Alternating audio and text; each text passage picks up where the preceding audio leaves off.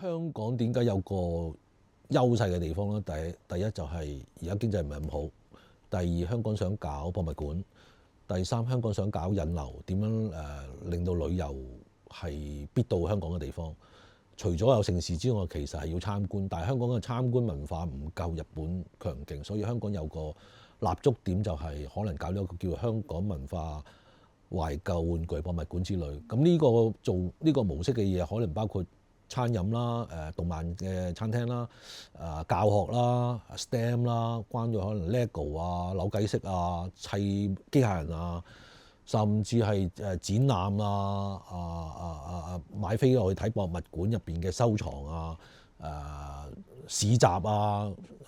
同好嘅分享啊、咁啊買賣啊，好似我哋而家個鋪頭咁樣，成萬尺都唔夠用。咁其實有一個可能幾萬尺一個地標，一個旅遊點，其實可以做到出嚟。所以呢個就係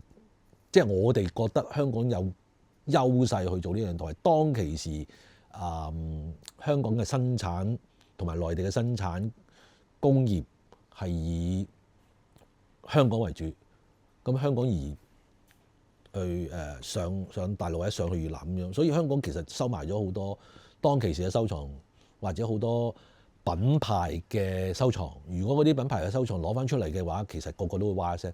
曾經我擁有過，或者我 miss 咗，我原來係買唔到，原來係呢個原來係罕有嘅，係 sample 嚟，或者冇機會見到嘅都攞咗出嚟。所以香港其實有個好大嘅優勢係可以做到一個